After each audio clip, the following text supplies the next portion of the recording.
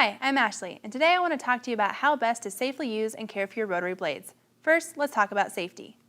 When handling your OLFA rotary blades, always grasp the flat part of the blade. OLFA rotary blades go through a special honing process and are incredibly sharp. Sometimes even just touching the sharpened edge of the blade can result in a cut.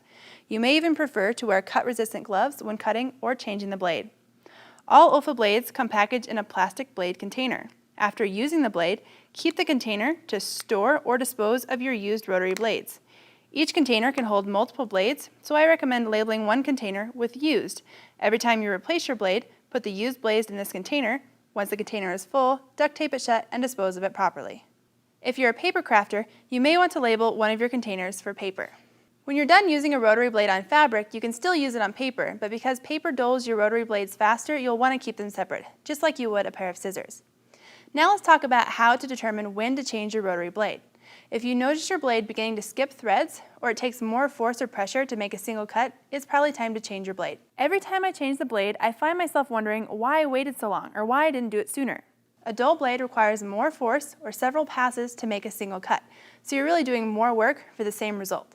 A sharp blade means fewer reworks and cleaner cuts, so don't put it off. A good time to think about this is when you start a new project. A new project deserves a new blade. Now, if you're just a casual user, you may want to take a permanent marker and just write down the date that you started using the blade. And then you can sort of think about them like the batteries in your smoke alarm. It's probably a good idea to change them out at least once a year. To keep your OLFA rotary blades sharp for as long as possible, always use an OLFA rotary mat. OLFA rotary mats are self-healing and they're somewhat soft and absorb the cut, allowing the blade to stay sharper longer. If you're cutting on a hard surface or hard mat, your blade will dull faster. It's a lot like using your kitchen knives on a glass cutting board. Now, if you notice that there's some lint or fiber starting to gather on your rotary cutter, simply take a tissue or a dry cloth and wipe them away. Visit OLFA.com for product information, tips, and tons of free project ideas. And you can find OLFA Creates on Facebook, Pinterest, Twitter, and Instagram to keep up to date on the latest news and connect with other quilters. Thanks for watching.